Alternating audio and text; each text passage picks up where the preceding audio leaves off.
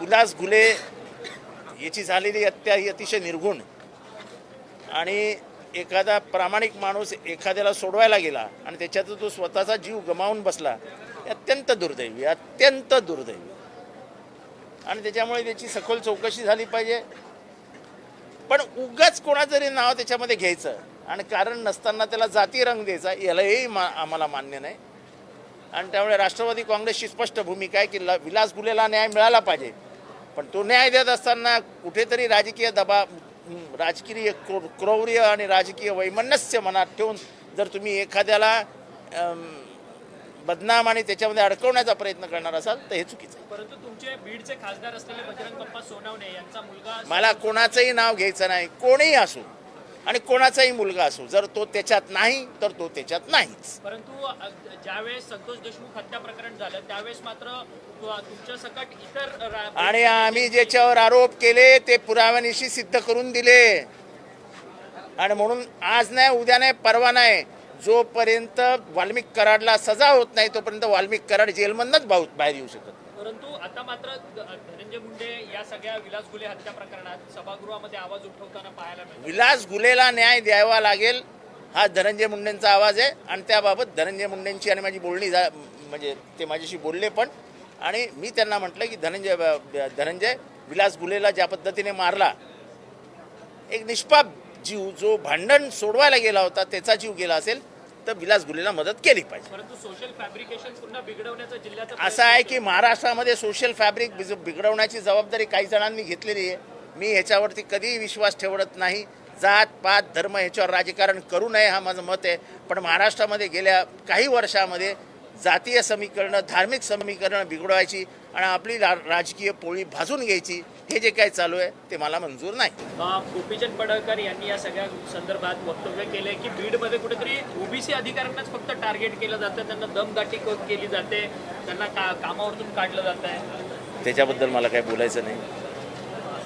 पहिलाच पाऊस झालेला आहे. ठाणे असेल, मुंबई असेल, अनेक ठिकाणी ट्रॅकवरती असेल, जिथे पाणी भरतं त्या सर्व ठिकाणी पाणी भरलेलं आहे. मुंबईकरांची दैना उडलेली. पहिला असं आहे, मी तुम्हाला एक गोष्ट विचारतो. मी मुंबईमध्ये 55 वर्ष राहतोय. असं कुठलं वर्ष यावर्षी मुंबईत पाणी भरलेलं नाही? एक वर्ष सांगा. मुंबईची जी भौगोलिक रचना आहे, आपण जरा राजकारण बाजूला ठेवूया. मुंबई हे काय 5000 वर्षापूर्वीचं बेट आहे का? मुंबई हे भराव टाकून निर्माण झालेली 7 बेटांची एकत्रित केलेले एक बेट झालं. त्यामुळे भरणी टाकताना लाईन दोरी लावली होती का? सपाटीकरण आहे का? ईस्ट वेस्ट नॉर्थ साऊथ सगळं सपाटीकरण व्यवस्थित केलेलं आहे का? काही नाही. त्यामुळे मुंबईची रचना अशी बशीसारखी आहे, बशीसारखी. आणि हा जो सायन्सचा भाग आहे हा बशीच्या मुद्द्यावर आहे. तेव्हा कसं आहे, मी कधी टीका करताना उगाच इलॉजिकल टीका करत नाही. एवढे वर्ष तुम्ही उद्धव ठाकरेंवर टीका केली. अरे कमीत कमी त्यांच्या काळात पंप लावून उद्धव ठाकरे पाणी बाहेर तरी फेकून द्यायचे. तुम्हाला सगळं माहीत असताना, सत्ता तुमच्या हातात 7 वर्ष असताना तुम्ही काय वाटोळं केलं मुंबईचं? टीका करणं सोपं असतं, असंच बोट दाखवायचं असतं टीका करताना. हे काय, हे 3 बोटं तुमच्याकडे असतात, त्याची उत्तरं कधी ना कधी द्यावी लागतात. परंतु सत्ताधारी म्हणतात की 25 वर्ष मुंबई महापालिका, ते जाऊ द्या, तुमच्याकडे होतं आलं ना. 7 वर्ष तुमच्याकडे आहेत. काय केलं? काय पहिल्या पावसात वाट लागली, अजून काय सुद्धा पाऊस पडलेला नाही. तेव्हा तर तुम्ही मिठी नदी साफ झाली नाही, मिठी नदी भ्रष्टाचार प्रकरण, मिठी नदीमध्ये पैसे खाल्ले, असे मोठे मोठे चर्चा करायचे. आता काय? आता कशात पैसे खाल्ले तुम्ही? महिला अत्याचार प्रकरणात स्वतः मुख्यमंत्र्यांनी जाऊ द्या, सोडा. महिला अत्याचार प्रकरणात महाराष्ट्र जो आहे तो 2ऱ्या क्रमांकावर आहे. मुख्यमंत्र्यांनी असं आहे की शाहू फुले आंबेडकरांच्या महाराष्ट्राला तिलांजली दिलीत, त्याचं श्राद्ध घातलं, विचारांचं श्राद्ध घातलं. आता हेच होणार, महिलांवरचे अन्याय अत्याचार वाढणार. काल आपल्याला माहिती आहे की आमचे थोर हेडमास्टर, लीगल बादशाह राहुल नार्वेकर यांनी आपल्या मुखातनं मराठीला श्रद्धांजली वाहिली. कोणाची बोलण्याची हिंमत आहे का सभागृहामध्ये? बोलू दिलं जातं का? नाही, कारण का विरोधी पक्षांना बोलूच द्यायचं नाही. लोकशाहीच आम्हाला जिवंत ठेवायची नाही मग राहुल नार्वेकरांसारखे आपल्याला अध्यापक प्राध्यापक टीचर दिसतात. दीनदयाळ मंगेशकर म्हणणारे, मला दया आली होती त्यांच्यावर. जाऊ दे, त्यांना माफ करा. त्यांनी स्वतः दिलगिरी व्यक्त केली, माफी मागितलेली आहे. हा, मग म्हणून मी म्हणतो ना, माफ करा त्यांना. मी माफ करणारा कोणी नाही. मी काय, मला काय करायचंय. पण श्रद्धांजलीच्या कार्यक्रमात मीच बोलणार, बाकी कोणाची बोलायचंच नाही. अहो, अनंतराव थोपटे होते कसे हे तरी तुम्हाला माहिती आहे का?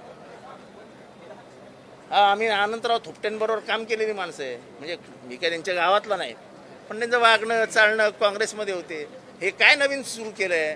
अहो, श्रद्धांजली म्हणजे त्यांच्या घरच्यांना वाटलं पाहिजे की माझ्या बापानी किंवा माझ्या नवऱ्यानी किंवा माझ्या भावानी महाराष्ट्रामध्ये 65 वर्ष राजकारण केलं, त्याला शाब्दिक अलंकारातनं श्रद्धांजली वाहिली गेली. हे काय मुद्दामून नाही. मी वाचणार, मी श्रद्धांजली वाहणार, बाकीच्यांनी काही बोलायचं नाही. मग असं येतं अंगाशी.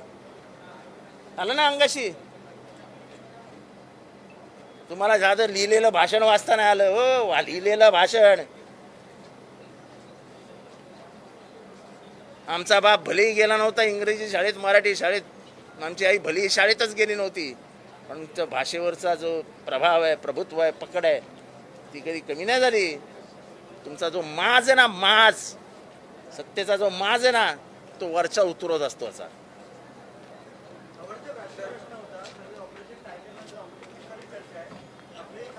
आमची तुतारी वाजते, अजून तरी वाजते, त्यामुळे त्याची काही चिंता करू नका. 6 लोकसभा मतदारसंघामध्ये महाविकास आघाडी जाऊन त्या ठिकाणी हे बघा, मी तुम्हाला एक गोष्ट सांगतो. जेवढ्या पहिल्यांदा खासदार फुटले होते, तेव्हा जेव्हा लोकांचा राग व्यक्त होत होता, त्याच्यापेक्षा काही जास्त प्रमाणात या 6 खासदारांचा राग व्यक्त होतो. एक तर महागाई, अनंत अडचणींना जनतेला सामोरे जावं लागतंय.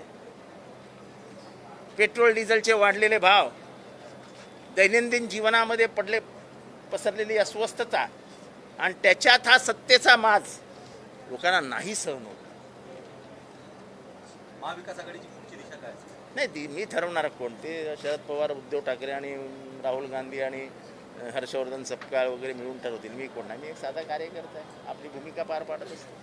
तर तुम्ही सरसकट कर्जमाफी मागण्याची मागणी करत होता, परंतु 12 लाख शेतकऱ्यांना ते आम्ही मागणी केली नाही, आणि त्याच्यासाठी सभात्याग पण केला की मुख्यमंत्री जर सकारात्मक आहेत तर द्या, 24 तासात आम्हाला विधानसभेत येऊन सांगा की दिले तुमचे कर्ज, माफ केलं, चला. तसं नाही करत नाही. अहो, ते करत नाही म्हणून तर आम्ही काय ते सभात्याग करून बाहेर आलो ना. अहो, तिथे भाषण केलं ना आतमध्ये, मग अजून काय विचारता? झालं का आपलं?